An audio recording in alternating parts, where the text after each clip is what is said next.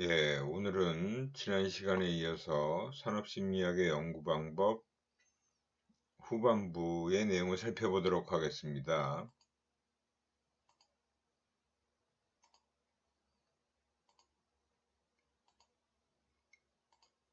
지난 시간에 우리가 문제 해결적 방법까지 살펴봤고요.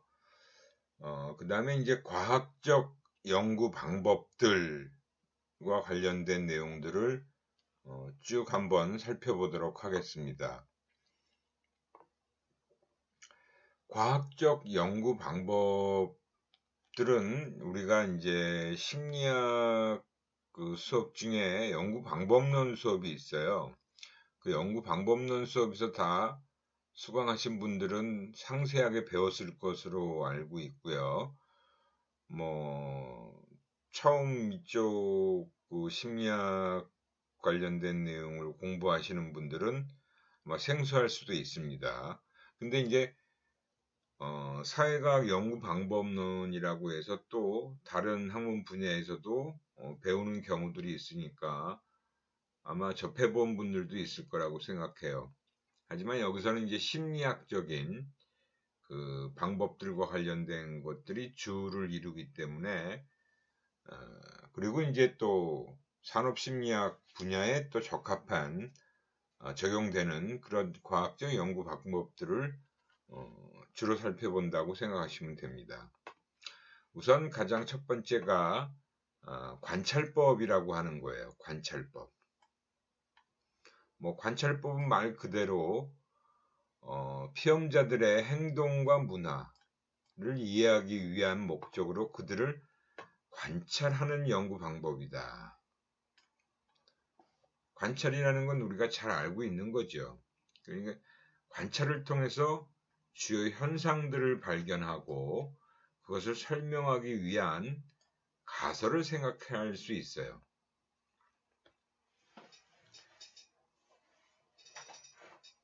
사람들이 행동하는 것들을 잘 관찰을 하게 되면 그런 사람들이 왜 그렇게 행동하는지 거기서 나타나고 있는 현상들을 발견하게 되죠. 그리고 그것들을 설명하기 위한 가설을 생각해 볼 수 있다는 겁니다. 우선 장점으로는 이런 관찰법 같은 경우가 자연스러운 상태에서 연구가 이루어지기 때문에 외적 타당도가 굉장히 높다라고 볼 수 있고요. 그 다음에 많은 변인들의 그 자료를 동시에 수집 가능할 수 있고 또 연구자의 편파가 개입될 가능성이 상대적으로 좀 낮다라고도 볼 수 있죠. 그냥 관찰된 것 그 자체를 가지고 연구를 진행하는 거니까. 그 대신 단점이라고 한다면 변인에 대한 조작일 겁니다. 이렇게 조직이 아니고 조작을 얘기하는 거예요. 조작. 우리가 매니퓰레이션이라고 하는 조작이라고 보시면 되고요. 조작이나 통제가 없기 때문에 인과관계를 추론하는 것은 불가능하다, 어렵다라고 보시면 되고요. 그 다음에 이제 변인 측정이라는 것 자체도 실험법에서 사용할 때보다는 이제 엄격하지 못하게 된다.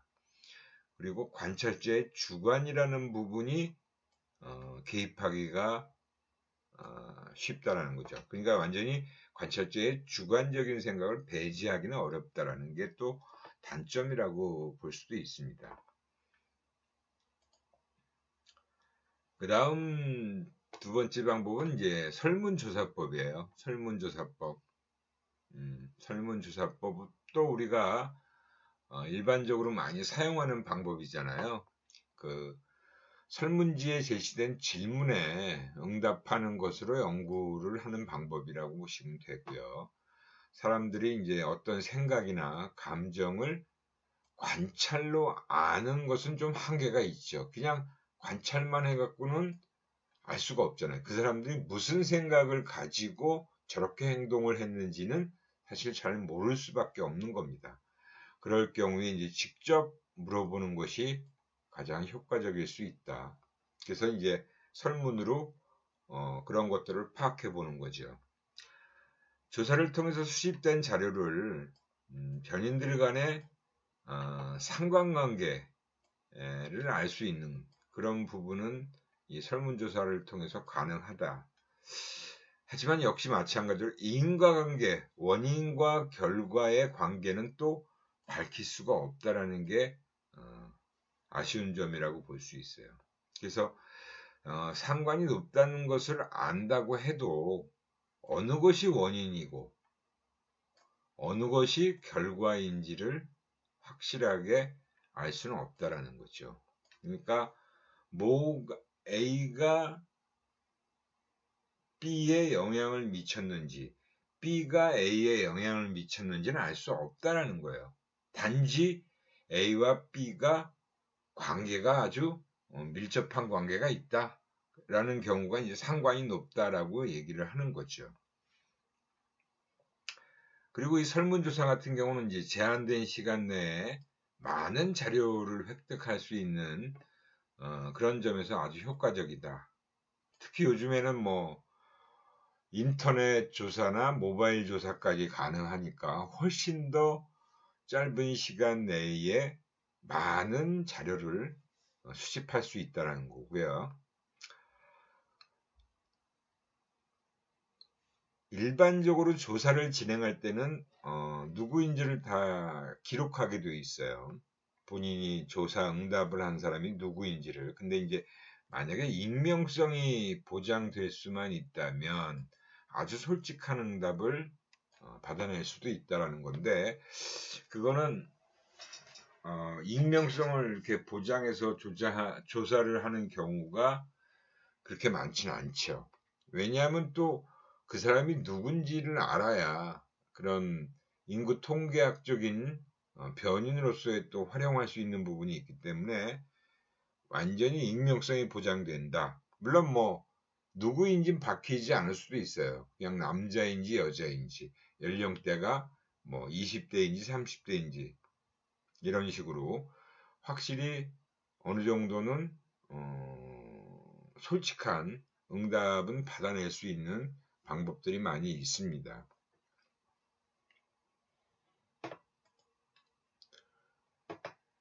그 다음에 이제 실험법이라고 하는 건데요. 이 실험법은 우리 심리학을 전공하는 학생들에게는 매우 중요한 방법입니다.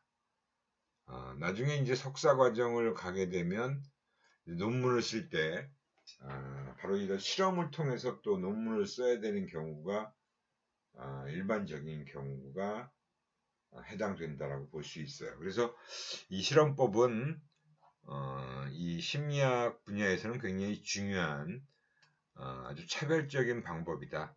다른 학문 분야에서는 실험법이라는 것을 거의 사용하지 않습니다. 일반적인 그 사회과학 분야의 여타 분야의 학문들은 실험법을 거의 사용하지 않아요. 하지만 우리 심리학만이 이런 실험을 해오고 있는 거고요. 이 심리학이 과학적이다라는 방법에서 가장 기초가 되는 게 바로 실험적인 방법을 사용한다라는 거죠. 그래서 심리학의 그 현대 심리학의 시초도 독일의 분트라는 학자가 실험실을 통해서 실험 연구법을 하면서 이제 심리학의 시초가 시작된 거잖아요. 그래서 실험법을 여기서는 이제 상세하게는 살펴볼 수 없으니까 이제 개요만 한번 쭉 살펴본다라고 생각하시면 됩니다. 연구자가 조작한 이 조작이라는 게 바로 매니퓰레이션이라는 의미입니다. 조작한 조건과 그 결과 간의 관계를 연구하는 아주 정교화된 연구 방법이다. 독립변이인을 조작하는 거예요. 그래서 독립변이인의 조작 조건들이 몇 가지로 이렇게 구분되어지기도 하고요. 그 결과, 그 조건에 따르는 그 결과를 가지고 관계를 연구해내는 거죠. 그래서 독립변인이 원인변인의 역할을 하는 거고요. 종속변인이라는 것이 결과변인의 역할을 해주는 겁니다. 그래서 독립변인과 종속변인 간의 인과관계를 검증할 수 있다라는 게 이 실험법에서 아주 중요한 측면이다라고 생각하시면 돼요. 실험법의 가장 큰 특징은 연구자가 관심을 갖고 있는 독립변인, 그죠? 독립변인이 종속변인에 미치는 영향을 정확하게 알아볼 수 있다는 거예요. 독립변인은 independent variable이라고 그러죠. 종속변인은 dependent variable이에요. 그러니까 독립변인이 원인으로 작용해서 종속변인에 어떤 영향을 미치는지를 확실하게 파악해낼 수 있는 겁니다. 그게 실험법에서 가장 중요한 특징이라고 볼 수 있어요. 독립변인의 조작과, 그죠? 독립변인의 조작, 그리고 종속변인에 영향을 미칠 수 있는 독립변인 이외의 다른 변인들을 철저하게 통제할 수 있다는 것입니다. 여기서 다른 변인이라는 것도 이제 가외 변인이라고 얘기를 해요. 그래서 그 가외 변인들은 철저하게 다 통제를 할 수 있어야 된다는 거죠. 통제를 한다는 건 뭐예요?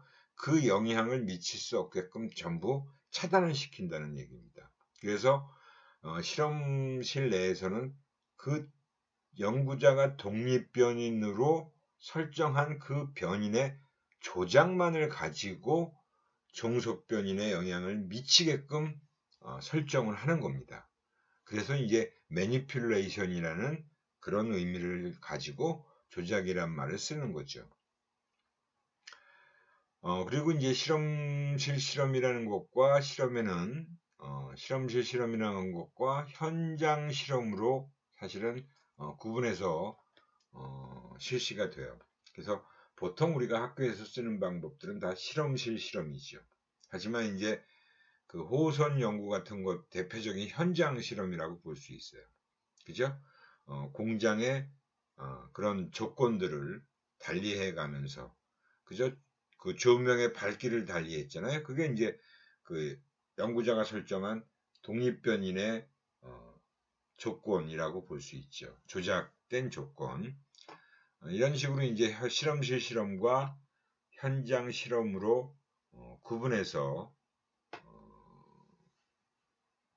이루어지고 있다라고 볼 수 있습니다. 그래서 우선 이제 실험실 실험을 보면 이것도 또 우리가 다 그 연구 방법론 시간에 아마 여러분들 상세하게 다 공부했을 걸로 생각이 되는데요.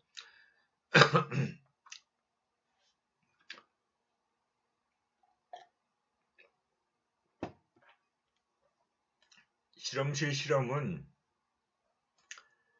우선 장점이라고 하는 측면이 뭐가 있냐면 독립변인 이외에 모든 가외 변인을 통제할 수 있으므로 종속변인에서 나타난 결과, 그 현상이나 결과가 독립변인의 효과 때문이라고 결론을 내릴 수 있을 가능성이 높다라는 거죠.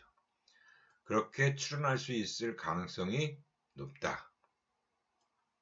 왜냐하면 다른 것들은 다 통제를 했기 때문에 차단을 시켜놨으니까 독립변인만의 효과만을 종속변인에 미치는 효과만을 보려고 실험실에서의 설정을 다 그렇게 만들어 놨기 때문에 다른 것들은 그 실험실 상황에서는 영향을 미칠 수 없다는 거예요. 그래서 독립변인이 종속변인의 원인으로 작용했다라는 결론을 내릴 수가 있는 거죠. 그죠? 인과관계를 추론하기가 쉽다라는 거예요. 그래서 우리 이제 산업심리학에서 목표 설정 관련된 실험을 이렇게 예를 들어서 보면 무선 배치, 이거는 이제 랜덤하게 샘플들을 배치한다라는 거죠. 랜덤 배치를 통해서 다른 가외 변인을 다 통제한다. 그러니까 무선 배치를 한다는 건 그만큼 무작위로 배치를 한다는 거예요. 그렇기 때문에 뭐 그런 순서에 의한 효과 이런 것들은 다 배제를 시킨다는 거죠. 그러나 독립변인이 조작된 것이 아니라 분리변인, 남과 여, 남자, 여자라고 한다면 인과관계의 추론이 매우 힘들지요. 사실은. 그죠? 그냥 독립변인이 조작된 것이 아니고 분류변인, 남자, 여자만 가지고 인과관계를 추론한다는 것은 매우 힘들어요. 뭐 남자이기 때문에 어떻고 여자이기 때문에 어떻다 이렇게 얘기가 힘들어지게 된다는 거죠. 그래서 우리가 내향성, 성격 변인이라고 봐야겠죠. 외향성, 조건으로 구분해서 실험을 하면 내향성인 성향의 사람이 목표 설정 효과가 어떻게 나타나고 외향성의 성격 유형을 가진 사람들이 목표 설정 효과는 어떻게 나타나는지를 분리해서 볼 수 있다는 겁니다. 이런 식으로 실험을 통해서 그 원인으로 작용하는 변인의 효과를 알아볼 수 있다는 거예요. 그래서 실험실 실험은 내적 타당성은 굉장히 높아요. 그죠? 근데 그게 다 조작된 상황이잖아요. 그래서 그 인위적인 조작을 했기 때문에 인위성으로 인해서 사실은 외적 타당도는 낮을 수밖에 없겠죠. 또한 인위적인 실험실에서 그죠? 독립변인의 효과를 보기 때문에 실제 현장이나 실제 장면에서는 효과가 있어도 실험실 실험에서는 효과가 없게 나오는 경우도 있더라는 겁니다. 사실은 실제 장면에서는 사실은 그 독립변인만의 효과만 나타나는 건 영향을 미치는 게 아니잖아요. 다른 변인의 영향도 다 미칠 수가 있어요. 그렇기 때문에 실제 장면에서 효과가 있어도 실험실에서는 효과가 없게 나오는 경우도 있다는 겁니다. 그것이 바로 독립변인의 효과가 나타나지 않는 경우도 있다는 것을 얘기해 주는 겁니다. 그래서 이제 실험실에서 딱 그 조건을 설정해 놓고 그 조건에 해당되는 그 독립변인의 그 여러 가지 그 조건들을 그 조건들에 따라서 종속변인의 효과가 어떤지만을 파악해내는 거다라고 보시면 돼요. 그 다음에 이제 현장 실험 같은 경우는 이제 실험실이 아니라 현장에서 실험을 한다는 측면이 그 실험실 실험과는 완전히 구분이 되겠죠. 그리고 이제 독립변인을 조작한다는 측면에서 현장 상관연구와는 또 차이가 있어요. 상관연구는 또 역시 독립변인의 조작은 하지 않은 상태에서 그냥 변인들 간의 관계만 본다라는 거죠. 그러니까 실험실 실험도 역시 독립변인의 조작은 이루어진다. 하지만 실험실이 아닌 현장에서 실험을 하기 때문에 완전히 통제된 상황은 아니다라고 보시면 돼요. 과연 그럴 때 인과성의 추론이 가능할까? 예를 들면 다른 변인들이 체계적으로 추돌 사고의 감소에 영향을 미쳤다는 증거를 배제할 수 있다면 인과관계의 추론이 가능하다. 그러니까 뭐 다른 것 때문에 추돌 사고가 자꾸 감소하고 있다는 그런 영향을 미쳤다는 증거를 완전히 배제할 수 있다는 건 완전히 빼놓을 수 있다는 거죠. 그걸 뺐을 때도 뺐을 때 과연 그런 어떤 결과가 추돌 사고의 감소가 이루어졌다라 그러면 인과관계의 추론도 가능할 수도 있다는 거예요. 그죠? 그 다음에 이제 이 현장 실험의 장점은 뭐냐면 외적 타당도 높겠죠, 당연히. 그리고 현장에서 아주 유용한 것들을 연구할 수 있는 그런 장점이 있고요. 물론 또 인과성 추론하는데도 큰 무리는 없다. 통제가 잘 된 경우에만. 그러니까 실험실은 아니라서 조작된 그런 매니플레이션 상황에서 완전히 철저한 조작은 안 이루어지지만, 그래서 통제할 수 있는 거는 통제할 수 있죠. 그러니까 어느 정도 통제도 가능해요. 그래서 그럴 때 인과성 추론이 이루어질 수 있다는 거죠. 단점은 변인의 조작이나 통제가 실험실 실험보다는 엄격하지 못하다는 거죠. 엄격하게 할 수가 없잖아요. 어떤 현장에서 이루어지는 그 자연스러운 상황을 그대로 놓고 해야 되니까. 단지 어떤 조건만 바꾸는 거죠. 그죠? 조명 바꾸는 거는 사실은 통제라기보다는 그 조건을 달리 가져갔다는 거잖아요. 그러니까 그건 실험실 실험보다는 엄격하지 않죠. 그래서 사실은 인과성 추론이라는 게 그렇게 쉽지만은 않다라는 것 또한 단점이라고 볼 수가 있어요. 그래서 그러한 측면이 바로 이 현장 실험의 장점과 단점이다라고 보시면 됩니다.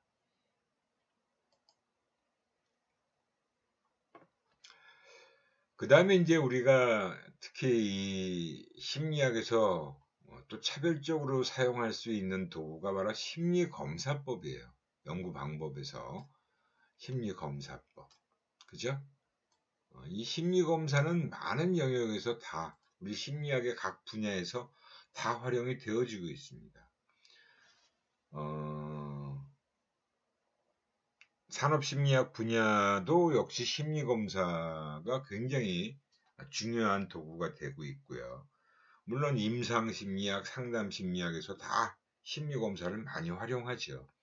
물론 거기는 임상적 장면에서의 심리검사들이고, 우리 산업심리학에서는 실제 현장에서 다양한 심리검사를 활용하고 있는 겁니다. 정밀한 측정이 요구되는 장면에서 사용되는 것으로 지능, 적성, 흥미, 태도, 성격들을 측정하는 것이다. 다 이런 것들이 그 검사 도구로 만들어져 있잖아요. 뭐 대표적인 심리 검사라고 한다면 최초로 만들어진 심리 검사는 사실 지능 검사지요. 그죠? 지능 검사는 프랑스의 비네르 학자가 교육심리학자라고 얘기할 수 있는데, 그 사람이 학생들의 그런 수학 능력을 측정할 수 있는 방법을 고민해서 바로 지능 검사라는 걸 만들었어요. 그 비례 검사라고 하는 건데, 그것이 이제 바로 미국으로 와서 스탠포드 대학에서 미국식으로 좀 발전시킨 게 스탠포드 비례 검사입니다.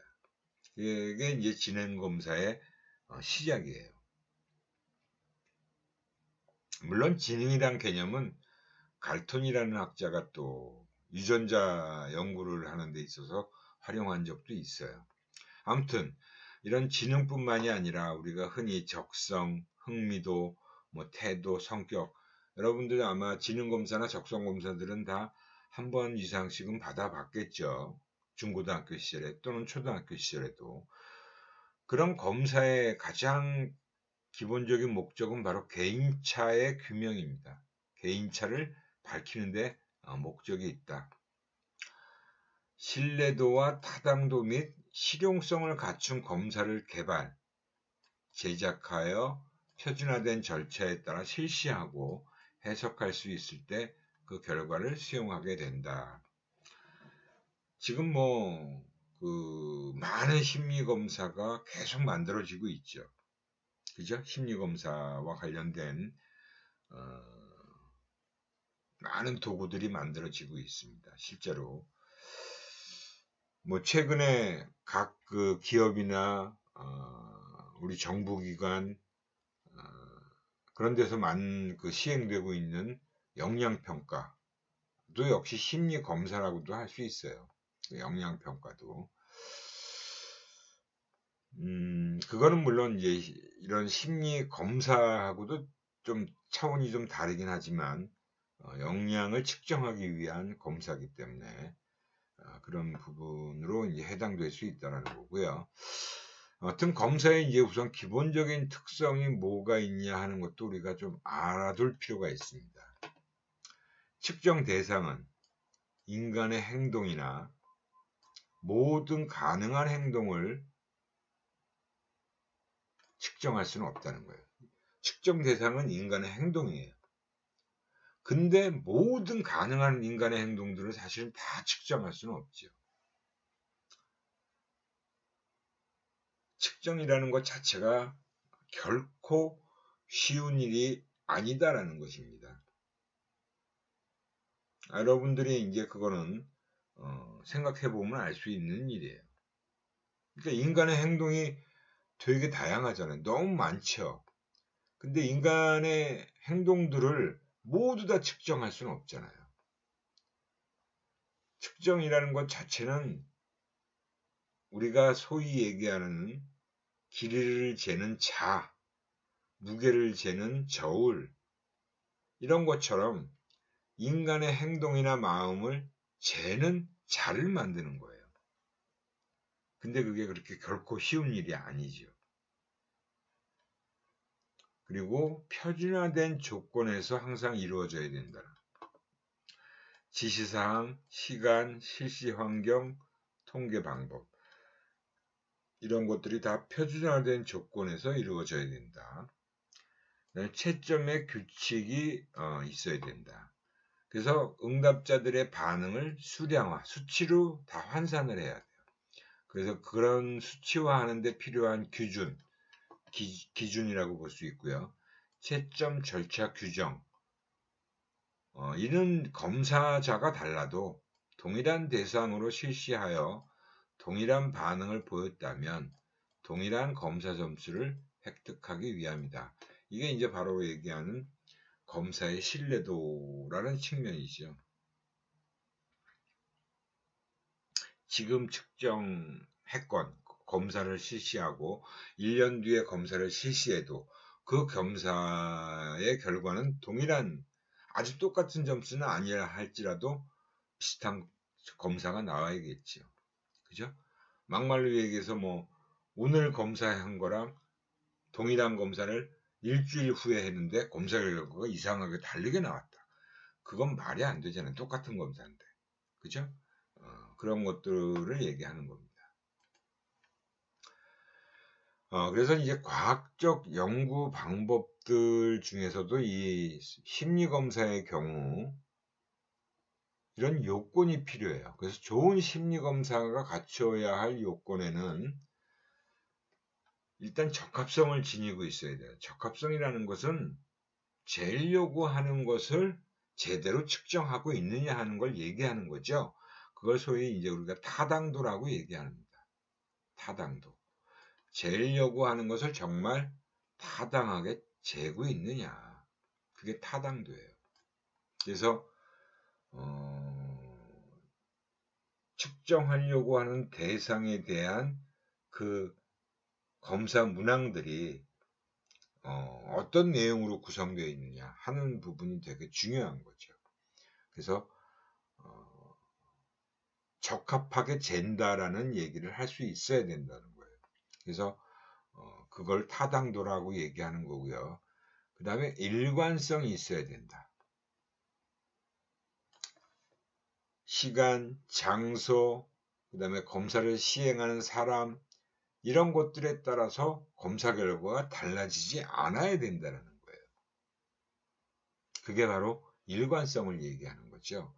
누가 검사를 시행하더라도, 그리고 어디서 시행하더라도, 그리고 언제 시행하더라도 일관된 결과가 나와야 됩니다. 그게 바로 신뢰도라고 얘기하는 거죠. 신뢰도. 그래서 우리가 일반적으로 심리학에서 하는 연구에서는 반드시 측정 도구에 관련된 신뢰도와 타당도의 통계적인 결과가 제시가 돼야 돼요. 그래서 내가 이 연구에서 측정하고자 하는 대상을 어떤 도구로 측정했는데 신뢰도는 얼마나 나왔다. 그리고 타당도라는 것은 그런 도구가 개발된 시점에서 타당도가 다 검증돼서 나와야 됩니다. 그래서 보통 일반적으로 신뢰도는 모든 연구 논문에서 항상 신뢰도를 밝혀야 돼요. 역시 마찬가지로 심리검사가 만들어져서 폭넓게 활용이 되고 있다는 것은 반드시 신뢰도가 확보되어 있는 검사다라고 얘기할 수 있어요. 타당도도 마찬가지고요. 그 다음에 이제 현실성이 있어야 한다. 현실성. 이거는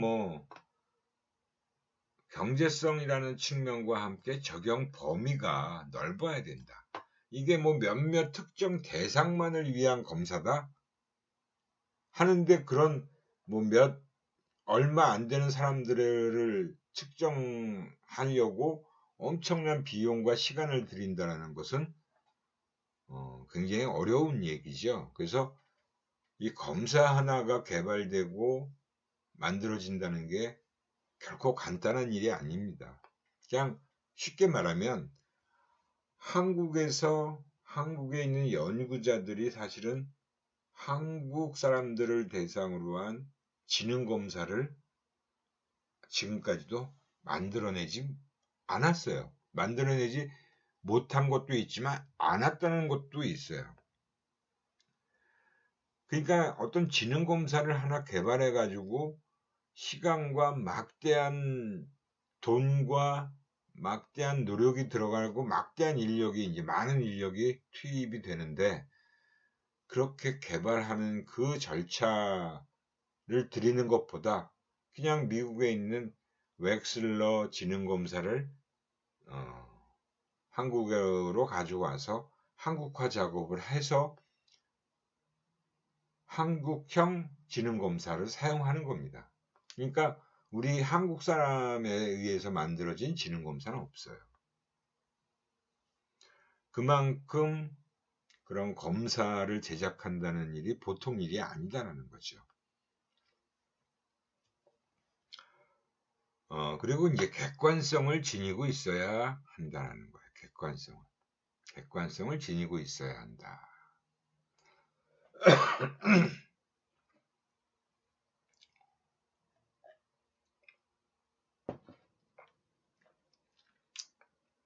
객관성이라는 건 뭐예요? 어떤 한 사람의 어떤 주관적인 생각이 거기서 들어가서는 안 된다라는 거죠. 그 결과가 누가 봐도 객관적이다 라고 얘기할 수 있어야 된다는 거예요. 그래서 검사를 실시하는 것과 그 결과를 해석하는 것이 표준화되어야 한다.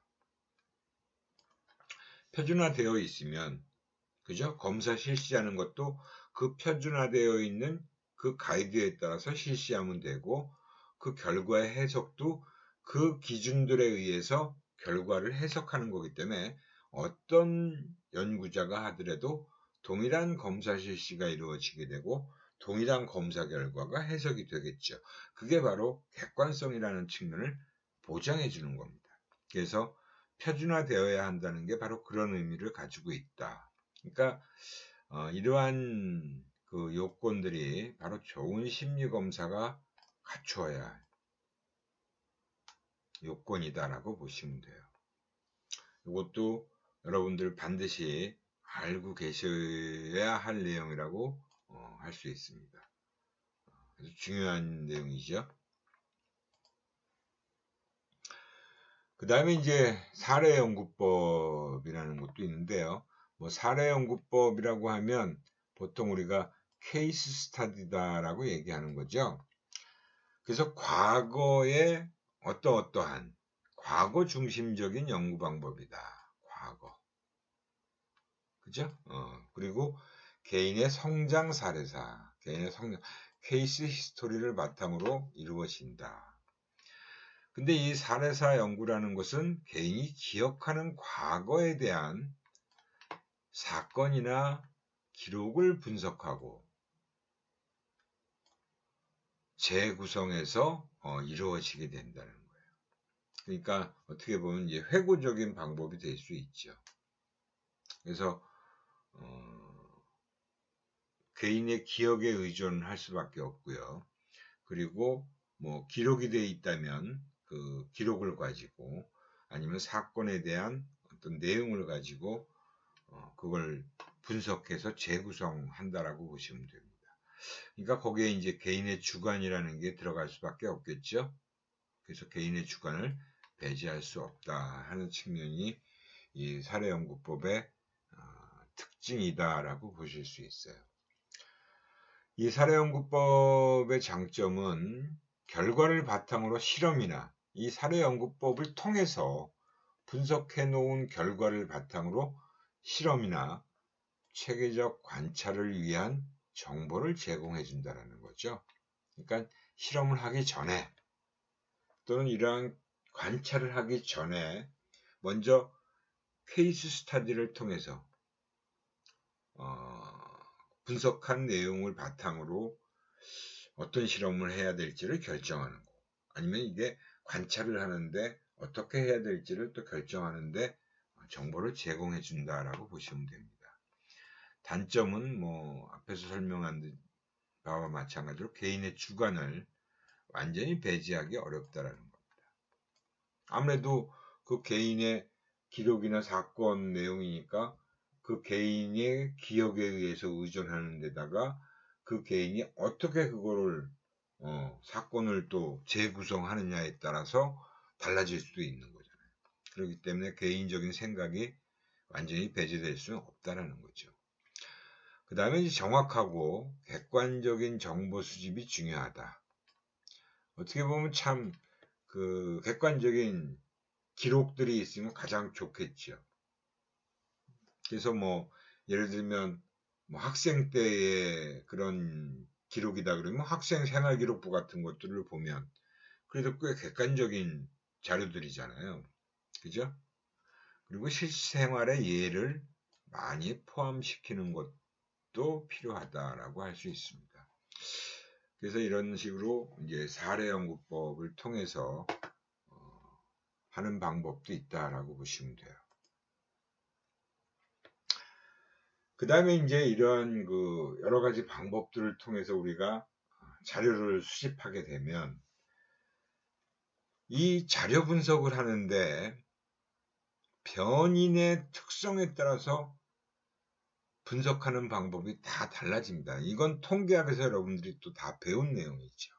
그죠? 통계학에서 가장 처음에 다루는 내용들이 이 변인과 관련된 내용이에요.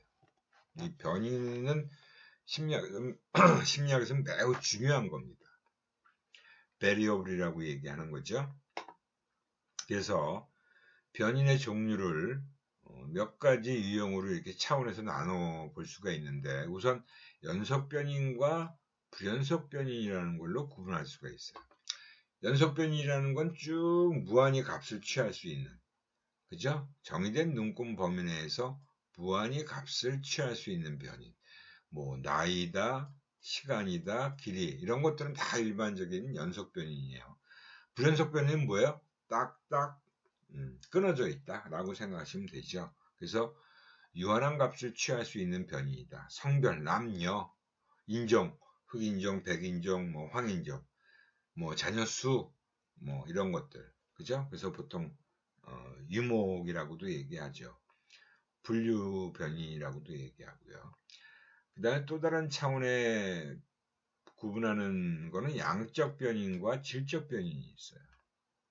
뭐 말 그대로 양적 변인은 수치적인 의미를 가질 수 있는 변인이 바로 양적 변인입니다. 뭐 이것 또한 나이, 시간 이런 것들. 근데 질적 변인은 뭐예요? 변인 자체가 숫자의 의미는 전혀 갖지 않는 겁니다. 숫자의 개념은 전혀 상관없는 거예요. 그냥 성별, 남녀, 인종 이런 것들은 거기에 수치를 부여하는 게 아니고 그냥 구분하기 위해서 뭐 1과 2, 남자를 1이라고 그러고 여자를 2라고 한다. 그냥 그렇게 약속하는 거죠. 이런 식으로 양적 변인, 질적 변인이 있고, 그 다음에 우리 이제 심리학에서 가장 일반적으로 쓰는 변인의 분류는 독립변인과 종속변인이죠. 이것 또한 너무나 우리가 잘 알고 있는 내용이에요. 독립변인이라는 건 뭐예요? 다른 변인의 영향을 미치는 원인 변인이다. 그래서 실험 연구에서 연구자에 의해 manipulated, 조작된 변인이다. manipulation이 이루어진 변인. 종속변인은 뭐예요? 다른 변인의 영향을 받는 결과 변인이다라는 거죠. 그래서 실험 연구에서 측정된 변인이다. 그 독립변인의 영향으로 인해서 어떤 식으로 값이 나오게 되는 거죠. 그걸 이제 종속변인이라고 하고요. 근데 이제 우리 산업심리학에선 주로 이 표현을 많이 씁니다. 거의 뭐 동일한 얘기예요. 독립변인과 종속변인과 예언변인 또는 예측변인이라고 하는 거예요. 그 변인의 값을 알면 다른 변인의 값을 예언할 수 있다라고 해서 예측변인, 예언변인이라고 하고요. 충고변인은 뭐겠어요? 다른 변인의 값에 의해서 그 변인의 값이 예언되는 변인. 어떻게 보면 결정되는 변인이지요. 그 값이. 그죠?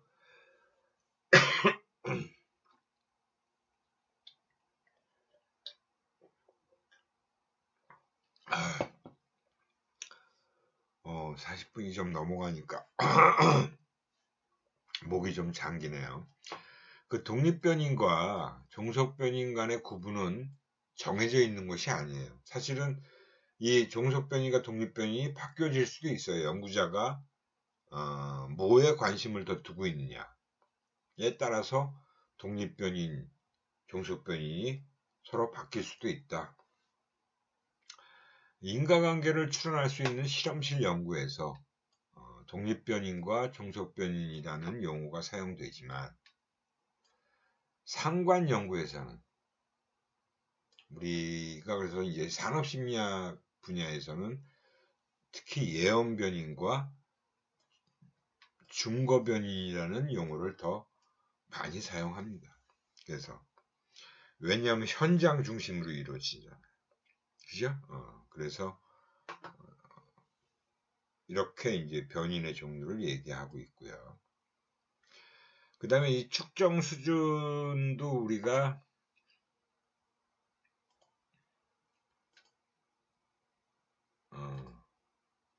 두 변인 간의 관계까지 보면 윤리적 문제까지 조금 남았는데 마저 쭉 살펴보고 끝내야겠죠.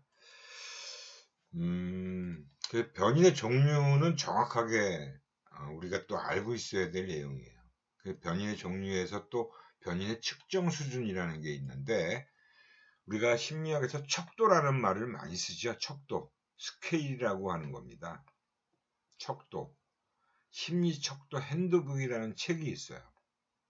이 심리학적으로 측정할 수 있는 척도를 만들어서 쭉 그것들을 모아놓은 책이 심리척도 핸드북입니다.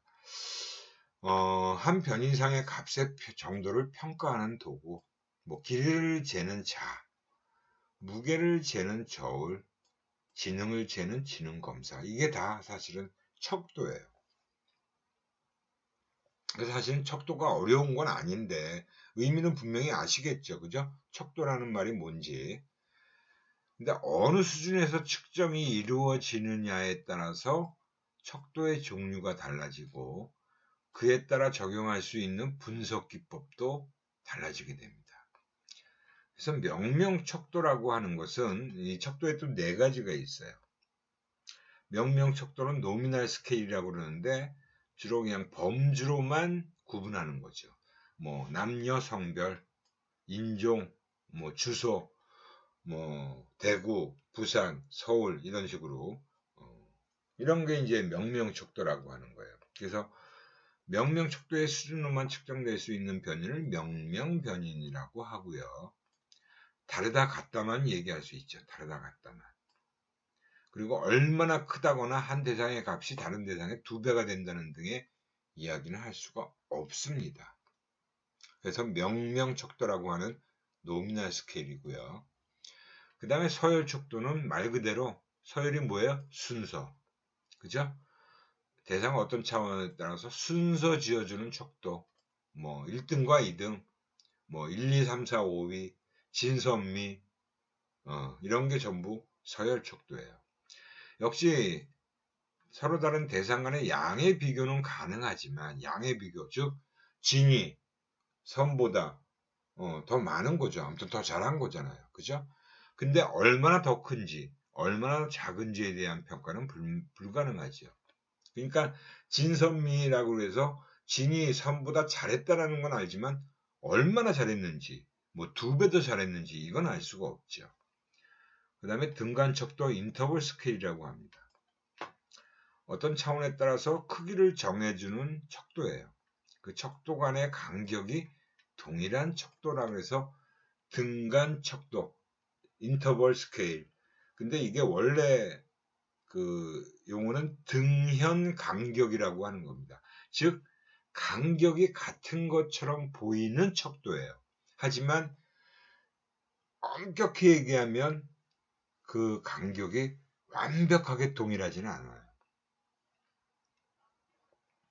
뭐 예를 들어서 온도 1도와 2도 차이, 그죠? 뭐 성적, 국어 성적 10점, 20점, 30점, 40점, 50점, 100점. 절대 0점이라는 게 존재하지 않습니다. 사실은 절대 0점이라는 게. 그죠?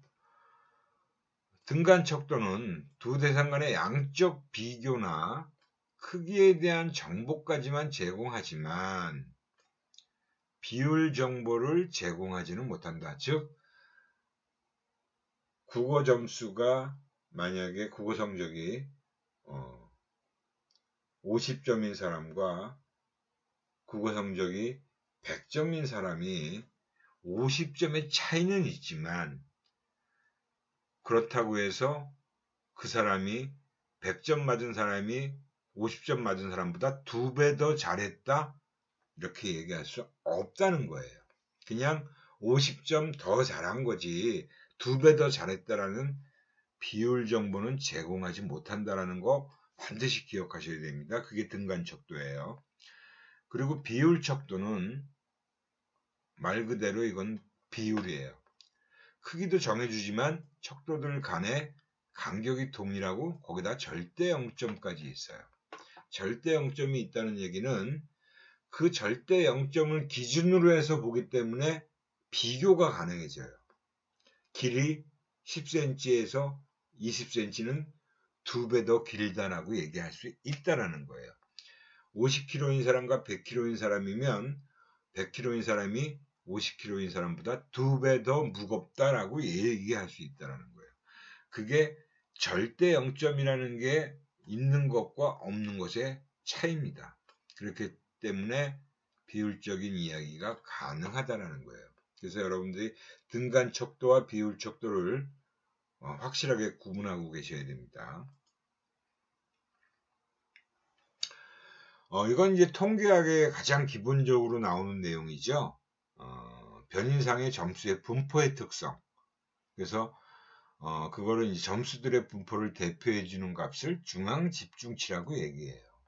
그래서 심리학에서 주로 사용하는 척도는 등간 척도이므로 가장 자주 사용하는 중앙 집중치는 평균이다, 민이다라고 얘기하는 평균이에요.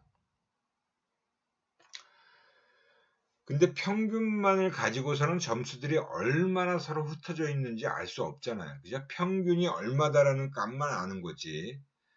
그 얼마나 흩어져 있는지 몰라요. 그래서 흩어져 있는 정도를 변산성이라고 얘기하고 분산이란 말로도 표현을 합니다. 그래서 등간 척도에서 주로 사용하는 변산성의 측정치는 표준 편차와 별량이다라고 하는 거예요. 베리언스죠. 그 통계학에서 우리가 평균, 표준편차, 별량에 대한 개념만 분명히 알면 모든 통계적인 산출 공식들은 다 여기서 출발해요.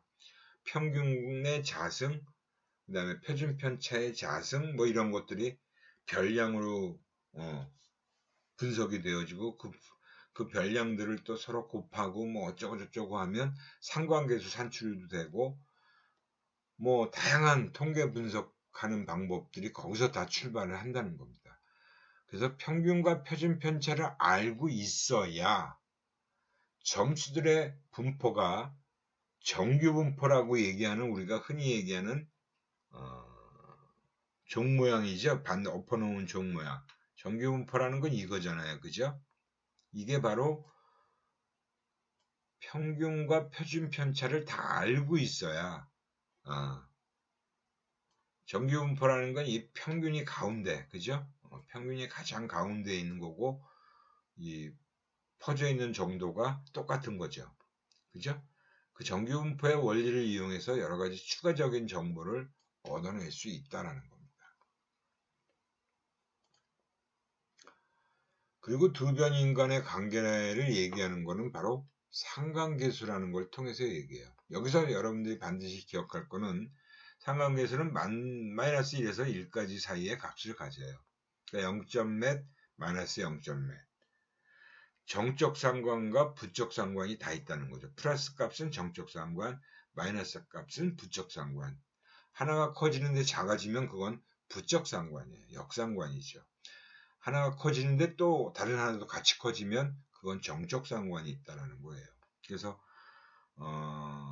이게 이제 바로 우리가 아까 앞에서 얘기했던 대로 중거 변인의 전체 별량 중에서 예언 변인의 값으로 설명할 수 있는 부분을 얘기하는 게 상관계수를 자승하면 설명 별량이라는 값이 나옵니다. 그게 바로 그런 의미를 가진다. 그렇지만 여기서도 마찬가지로 인과관계는 추론할 수 없다라는 게 분명한 사실입니다. 연구에서의 윤리적 문제는 여러분들이 읽어보시면 다 아는 얘기고요. 요 위에 있는 얘기는 다 아는 얘기인데 이 기만으로부터 보호받을 권리는 그 실험에서 특히 우리가 디브리핑이라는 걸 해줘야 된다는 얘기를 합니다. 그게 바로 뭐예요? 조작을 했기 때문에 매니플레이션을 했기 때문에 사실은 피험자를 속이는 거거든요. 그래서 사후에 실험이 다 끝나고 나면 그 피험자에게 설명을 해주는 거예요. 사실은 네가 이런 조건에 속해 있었기 때문에 어떻다라고 이렇게 얘기를 해주는 거고 실제로 네가 이렇게 지능이 낮거나 뭐 검사 점수가 낮은 건 아니다. 이렇게 얘기를 하는 겁니다. 그것이 바로 디브리핑이다라는 것을 또 알고 계셔야겠죠. 이렇게 해서 윤리적인 문제까지 살펴봤어요. 조금 빠르게 설명한 감이 있는데 혹시 질문할 내용이 있으면 반드시 질문 코너에 등록을 해주시고요. 이렇게 해서 과학적 연구 방법에 대한 내용은 이 정도로 마치도록 하겠습니다. 여러분들 긴 시간 수고 많이 하셨고요. 다음 시간에 뵙겠습니다.